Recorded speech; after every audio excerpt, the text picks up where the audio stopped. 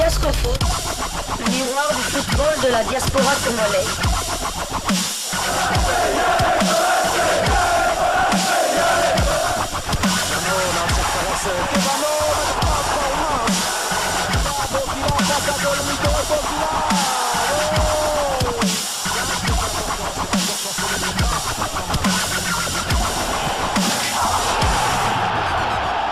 Diascofoot, le miroir du football de la diaspora congolaise. C'est l'heure de partager avec vous quelques news que nous avons pu récolter pour vous, des news concernant certains de nos internationaux ou des binationaux qui se sont illustrés dans leurs clubs respectifs. Et pour le numéro d'aujourd'hui, nous le débutons par... Nous allons débuter ce tour d'horizon par une mauvaise nouvelle qui nous vient du côté de l'Espagne et de l'Andalousie. Cédric Bakambu sera absent des terrains au moins un mois suite à une blessure contractée lors du match de l'Europa League avec le Betis Séville jeudi dernier. C'est une nouvelle bien entendu qui fait très mal au sportif congolais et à lui-même très clairement. On se souvient qu'il a passé des moments difficiles lors de son passage dans le club turc de Galatasaray où il n'était que très peu utilisé. Il pensait pouvoir se rattraper en sélection lors de la dernière Coupe d'Afrique des Nations, mais hélas pour lui, malheureusement, ça a été un échec d'un point de vue individuel. 0 but marqué en 7 rencontres, et on se souvient même qu'il avait raté un penalty décisif face au Maroc. Score final, 1 but partout. Ce transfert au Betis était une aubaine pour lui, pour se relancer dans un championnat qu'il connaît trop bien, pour y avoir brillé avec le Villarreal. Tout à fait pourtant bien débuté pour lui avec un but magnifique lors de son deuxième match et sa première titularisation en Europa League au terrain de Dynamo Zagreb. Score final, 1 but partout. On rappelle que le Betis Séville est éliminé de l'Europa League. On sait aujourd'hui de quoi souffre Bakagol. Il avait subi une crevaison au mollet et ne pouvait pas jouer dimanche dernier contre Bilbao, avait déclaré son entraîneur Manuel Pellegrini. On peut déjà acter que Cédric Bakambu sera absent lors de la prochaine fenêtre FIFA qui aura lieu au mois de mars. Donc Sébastien Desabre devra se passer de Cédric Bakambu. Nous lui souhaitons un prompt rétablissement. Cédric Bakambu, un joueur très important pour la sélection congolaise. Il a fait partie des joueurs sélectionnés par Sébastien Desabre lors de la dernière CAN remportée du reste par la Côte d'Ivoire, pays hôte Côte d'Ivoire qui nous avait éliminés en demi-finale. Cédric Bakambu n'avait pas inscrit de but, d'ailleurs aucun avant-centre congolais n'avait inscrit de but, mais il avait tout de même donné une passe décisive. Donc Cédric Bakambu, un joueur très important qui va non seulement manquer au Betis Séville et qui va nous manquer aussi, lui qui parlait de son transfert du côté de Betis Séville et de cet entraîneur Pellegrini qui le voulait, et Cédric Bakambu l'a bien démontré sur le terrain. C'est vraiment dommage qu'il ne puisse pas continuer dans cette dynamique là. Espérons qu'il nous revienne en tout cas très très fort. Alors nous allons quitter Cédric Bakambu, on va quitter l'Espagne, nous allons aller cette fois du côté de UK, United Kingdom, l'Angleterre, où l'on jouait le 5e tour de la FA Cup. Pelly Rudok Mpanzu, l'international congolais, son club de Luton Town éliminé par, tenez, Manchester City. L'aventure en FA Cup s'arrête en 8e de finale pour Luton Town et Pelly Rudok Mpanzu qui ont été battus à domicile par Manchester City d'Erling Haaland sur le score de 2 buts contre 6. Débuté sur le banc, l'international congolais va faire son entrée en jeu à la 62e minute. Pelly Rudok Mpanzu a profité de ces quelques minutes pour porter à 1267 minutes son temps de jeu sur les 2949 minutes possibles. Le Congolais a participé à 24 des 31 matchs avec son club.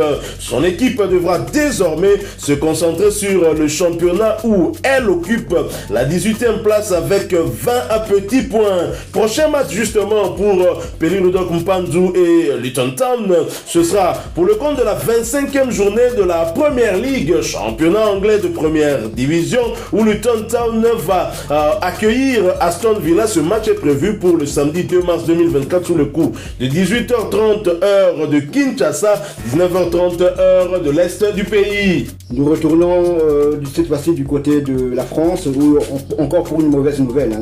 Nous allons du côté de Bordeaux. Touché à la cheville samedi dernier contre Guingamp, Vital Simba sera absent 6 semaines. Habitué à enchaîner les saisons à plus de 30 matchs avec Clermont Foot, puis la saison dernière avec les Girondins de Bordeaux, le défenseur latéral gauche bordelais Vital Simba n'aura pas été verni par les blessures cette saison. Touché samedi contre Guingamp au milieu de la deuxième mi-temps dans un duel avec le Guingampais Mehdi Merguem, l'international congolais a passé des examens ce lundi. Et le diagnostic est tombé malheureusement, entorse de la cheville droite avec lésion ligamentaire. Il sera éloigné des terrains, comme je l'ai dit, pendant environ 6 semaines, manquant de surcroît la moitié des 12 dernières rencontres qui restent à jouer. Le coup est rude pour le défenseur de 30 ans. Il n'a vraiment pas été verni cette année. Après une préparation perturbée par une douleur au tendon d'Achille, il avait été ralenti par une lésion quadriceps lors de la première journée à Pau. Son aggravation l'avait éloigné des terrains 5 semaines et au début de l'automne. L'absence est également embêtante pour les Girondins de Bordeaux, alors que le vice-capitaine Vital Simba a été remonté en puissance dans un système de jeu revu décembre en mettant en valeur ses qualités. C'est vraiment dommage pour lui. Nous lui souhaitons aussi un propre rétablissement. On se souvient aussi que Vital Simba malheureusement n'était pas à la CAN, car le sélectionneur Sébastien de Sablus avait préféré Joris Kayembe pour accompagner l'incontournable Maswaku.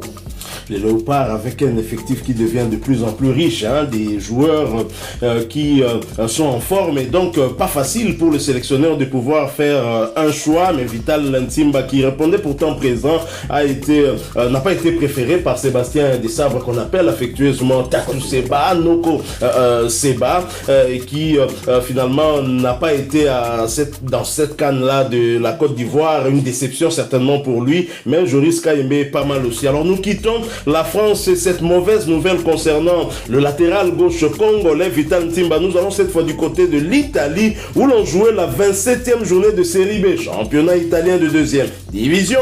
Victoire importante pour l'international congolais, l'un des chouchous du public sportif congolais, Charles Piquel, en déplacement sur la pelouse de la Sampdoria de Gênes. Cremonese s'est imposé sur le score d'1 but contre 2. Un succès qui lui permet de revenir à 6 unités du leader de Série B. Titulaire, Charles Piquel a disputé l'intégralité de cette rencontre, cela pour sa 2e fois consécutive. Charles Piquel a d'ailleurs eu 94% de précision de passe lors de cette rencontre et cela dans les 30 derniers mètres. Bravo à l'international congolais qui continue en tout cas à prouver que la République démocratique du Congo pourra toujours compter sur lui. Alors après cette belle victoire à l'extérieur, Cremonese occupe la 2e place de Série B avec 14 victoires, 8 nuls et 5 défaites. 37 buts étaient inscrits contre 20 encaissés. Charles Piquel a quant à lui profité de ces quelques minutes pour porter à 946 minutes son temps de jeu sur les 2367 minutes possibles. Le milieu de terrain des Congolais a participé à 18 de 24 matchs avec son club avec à la clé 4 buts inscrits et une passe décisive délivrée. Prochain match de Cremonese et Piquel, ce sera pour le compte de la 28e journée du même championnat. Son club ira à Modena et ce match est prévu pour le dimanche 3 mars 2024 sous le coup de 18h30 heure de Kinshasa, 19h30 heure de Goma. Nous restons toujours en Série B, toujours pour le compte de cette 27e journée d'un international congolais à un autre international bien sûr qui aura participé à la dernière Coupe d'Afrique des Nations en Côte d'Ivoire. Ascoli fait jeu égal avec Breccia. Score final, 1 but partout. Le plus jeune léopard lors de la dernière CAN, Brian Bayeye, le latéral droit congolais qui a débuté ce match sur le banc, a fait son entrée en jeu à la 86e minute. Ascoli, après ce nul, est 17e de Série B avec 6 victoires, 9 nuls et 12 défaites. Ils ont inscrit 27 buts contre 33 encaissés. Bayeye a profité de ces quelques minutes pour porter à 1126 minutes son temps de jeu sur le 1834 minutes possibles. L'international congolais a participé à 17 des 19 matchs avec son club. Prochain match pour Ascoli et Bayeye, ce sera pour le compte de la 28e journée et la réception d'Associazione Calcio Reggiana 1919.